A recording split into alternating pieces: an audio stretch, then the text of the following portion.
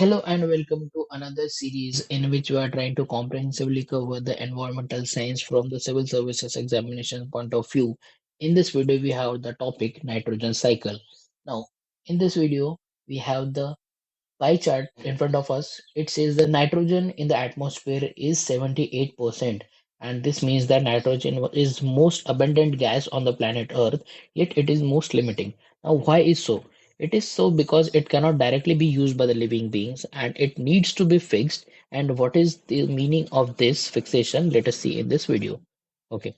Now, what is nitrogen fixation?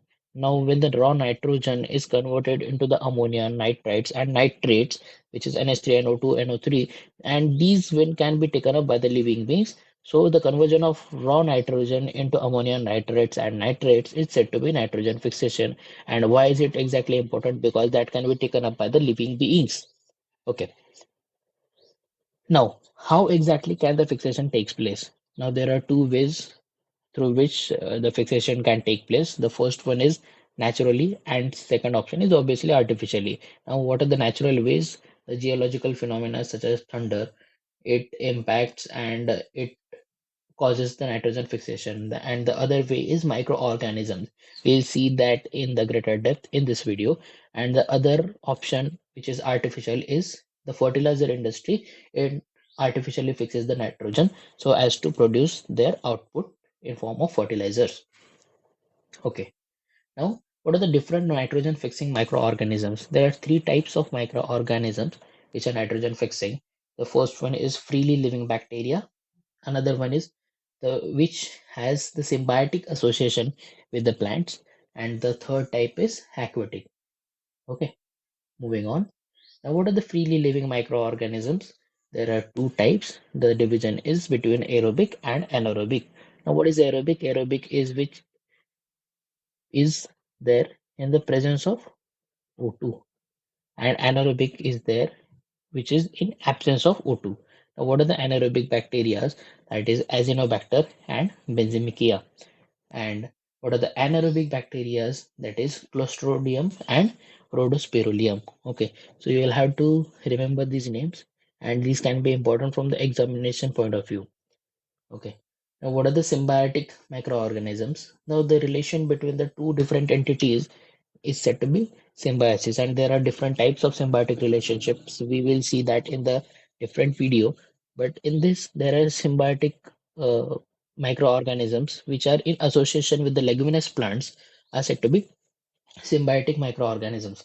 Okay, now what are the leguminous plants? The leguminous plants are those which belong to the pea family, and the beans, the peas, the lentils are the leguminous plants, and the rhizobium is the name of the bacteria which is in symbiotic association with the leguminous plants, and it helps in the nitrogen fixation. Now, what are the aquatic microorganisms?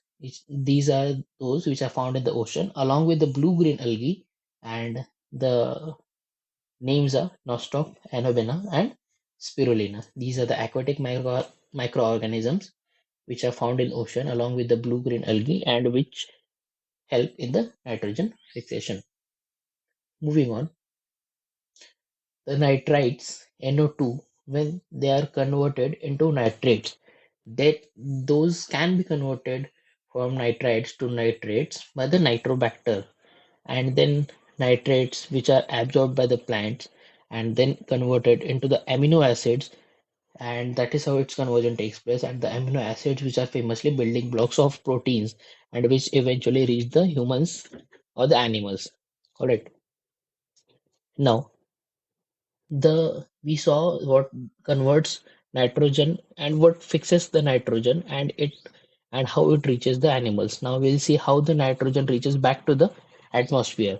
Now the burnings of fossil fuel, the organic waste, and the death and decay of microorganisms, sorry, the death and decay of organisms, it releases the nitrogen and ammonia, and as a result, this releases the nitrogen back into the atmosphere. And how is this done exactly? This is done by the denitrifying bacteria. And what are the names of denitrifying bacteria? That are Pseudomonas and Theobacillus.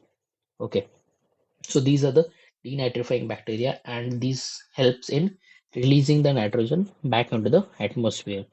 Now, we have seen the different aspects of nitrogen getting fixed and coming, and via different routes coming in the animals and then going away back into atmosphere and summing that up nitrogen it in the form of nitrates, ammonia, it reaches the human body or the plants.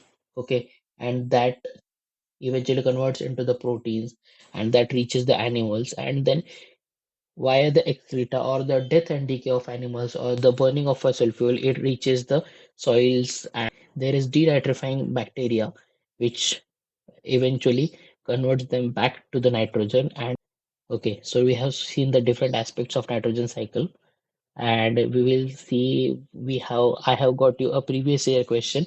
I will request you to please pause the video and then attempt this question on your own and comment down the answer of this question. And if you have any doubt, please feel free to comment, and I will see you in the next one. If you like the video, please do hit a like and consider subscribing for attending the further lectures. Thank you. I'll see you in the next one.